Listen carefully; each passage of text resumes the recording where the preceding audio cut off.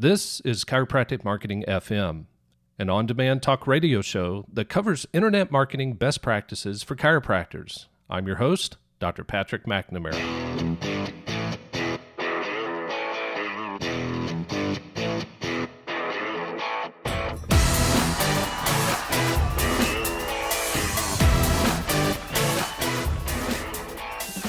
Welcome everyone to episode number 2 of the Chiropractic Marketing Podcast.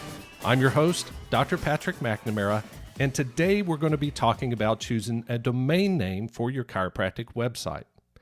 But first, I need to let you know that today's episode is brought to you by Blogging Chiropractors.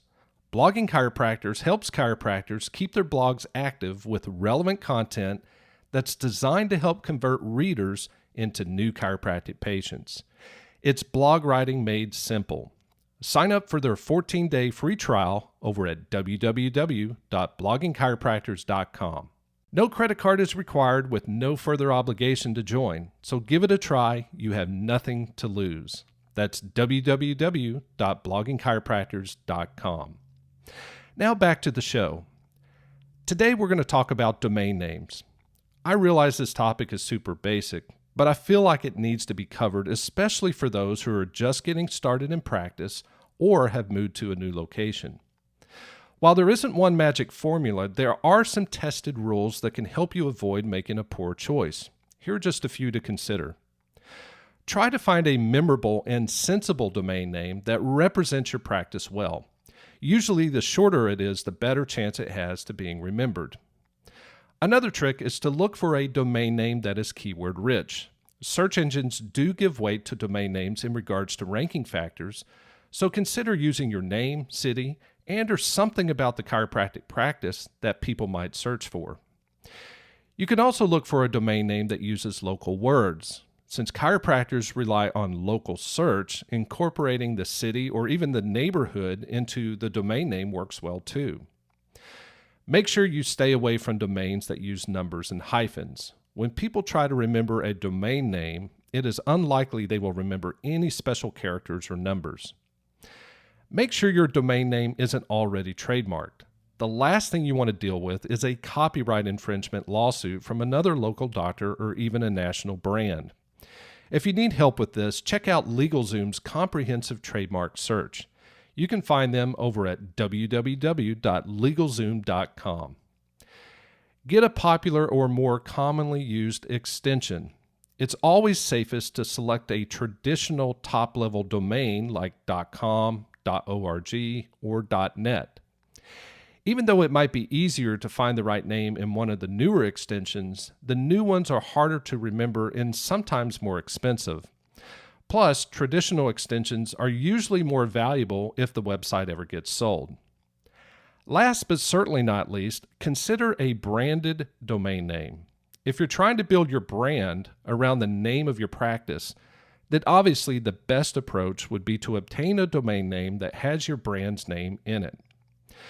So how do you go about obtaining a domain name? Well, you need to register it through a domain registrar. If you don't know where to start, I recommend using GoDaddy, Namecheap, or Hover. Each registrar has their own pros and cons, but I prefer doing business with those three. The one I use the most is GoDaddy because their DNS propagates faster when taking a new website live. If you don't know what that means, don't worry about it. It mainly benefits you if you're a webmaster. With that said, I only use GoDaddy for registration purposes. I never use any of their other products or services simply because I find them inferior to the others. All right, let's move forward with today's Q&A. Today's question comes from Dr. Travis.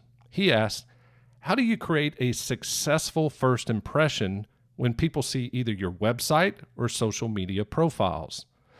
Well, first of all, that's a great question and one that definitely needs to be addressed because remember, you never get a second chance to make a first impression. So before you throw up a website or create any of your social media profiles, you first need to be crystal clear about your brand. If you're unclear, answer the following questions. What do your patients want? What health problems are they dealing with right now? How are these problems making them feel? What statement can your brand make that clearly articulates a solution to their problems? Why are you an authority to solve their problems? What's your plan to ease their fears and confusion? What calls to action can you use to help stimulate them to schedule an appointment with you? The answer to these questions will provide you with all the material you need to create your website and other online offerings. If you need a good example of this, take a look at the Blogging Chiropractor's website. When there, are you able to quickly understand what problem it solves? You should be able to within seconds after the website loads. So make sure you work on the message and appearance your brand projects. You'll then be much more successful at communicating what you do to people that need your services the most. As I wrap up today's episode, don't forget to subscribe to this podcast. Just click on the links found in today's show notes or simply go over to iTunes, SoundCloud, or Stitcher and search for Chiropractic Marketing FM. Also, I'd appreciate your review of this podcast over at iTunes. Let me know what's good, what's bad, and what simply needs to be axed. The choice is completely yours, but reviews do help build awareness of this podcast within iTunes. So I'd greatly appreciate your review and any input you can leave. Thanks again, and I'll catch you next time.